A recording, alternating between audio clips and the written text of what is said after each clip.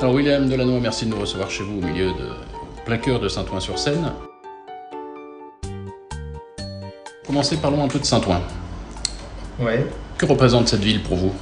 Bah écoutez, c'est la ville de ma naissance, donc j'ai 55 ans et j'ai vécu 55 ans dans cette ville. Voilà, je suis issu d'un milieu un petit peu modeste du quartier de Bain, ce qu'on appelait le quartier Cayenne à l'époque. J'ai fait ma scolarité à l'école Michelet et mes parents étaient commerçants dans les puces, donc voilà, j'étais dans ce quartier-là. Toutes ces nouvelles constructions qu'il y avait n'existaient pas, c'était des maisons en bois, il y avait des manouches, des brocanteurs, voilà, j'avais une population très diverse. Et puis j'ai vu la première pierre posée par la Sémizo et par Fernand Lefort sur ce quartier pour justement le réhabiliter dans les années 70. Alors après avoir parlé de la ville, on va parler un petit peu de vous. Comment vous décririez William Delannoy en quelques mots? Je pense que je suis quelqu'un d'authentique. Je n'ai pas l'habitude de vouloir transformer mon image ou ma personne. Je suis un peu cash, c'est vrai. C'est aussi l'ADN des Audegnats, c'est-à-dire d'essayer d'être franc. Et après, mon tempérament, j'ai du caractère tout simplement. Et avoir du caractère, ça ne veut pas forcément dire avoir mauvais caractère. Alors justement, on y vient à ce caractère. Vous passez pour quelqu'un d'autoritaire, de colérique. Qu'est-ce que vous répondez à cette image qu'on donne de vous? Je pense que c'était une façon de me discréditer de la part de mes adversaires. Et parce que je ne le vois pas du tout comme ça. Après, vous savez, la ville de Saint-Ouen, c'est une ville dure. Quand j'ai récupéré ces fonctions, on était la deuxième ville la plus endettée de France.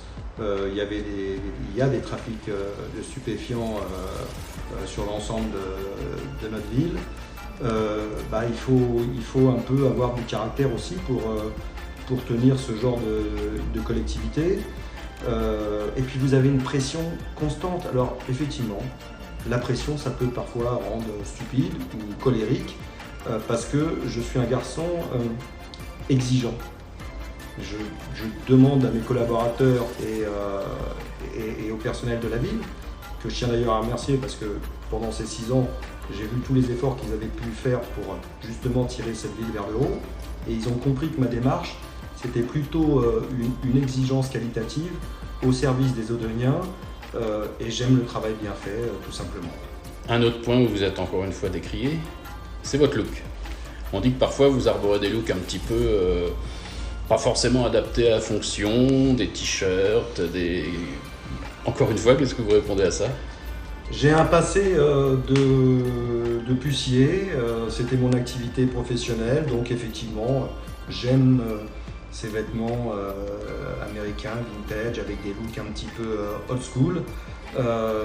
Qu'est-ce que vous voulez, je suis capable de me mettre dans un beau costume pour aller dans des cérémonies officielles ou des réunions très politiques pour discuter, je sais pas moi, pour la future DGSI, pour discuter du futur hôpital.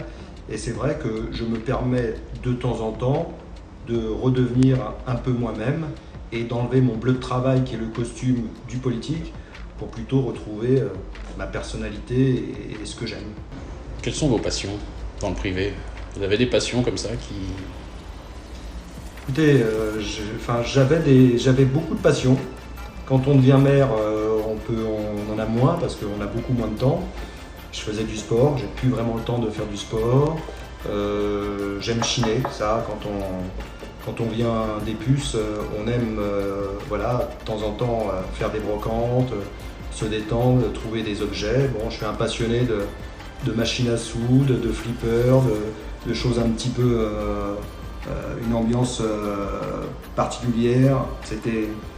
C'était mon époque, hein. Vous savez, quand vous avez 15 ans et que vous voulez rentrer dans un café pour jouer au flipper, il fallait attendre 16 ans à cette époque-là et on était tous au lycée à essayer d'aller jouer au flipper dans les cafés. Voilà, j'en ai gardé cette nostalgie et ces objets me tiennent à cœur parce que c'est aussi nos 20 ans, nos jeunes années.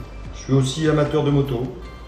Voilà, depuis l'âge de 18 ans, quand j'ai eu mon permis, j'achète des motos que j'ai du mal à revendre, donc je stocke, j'en ai plusieurs. À 55 ans, on est moins sûr sur un deux roues, on a un peu plus peur de la vitesse, donc je pense que le temps pour moi d'arrêter la moto va pas tarder. Mais bon, peut-être que j'en garderai une ou deux pour le plaisir de l'objet.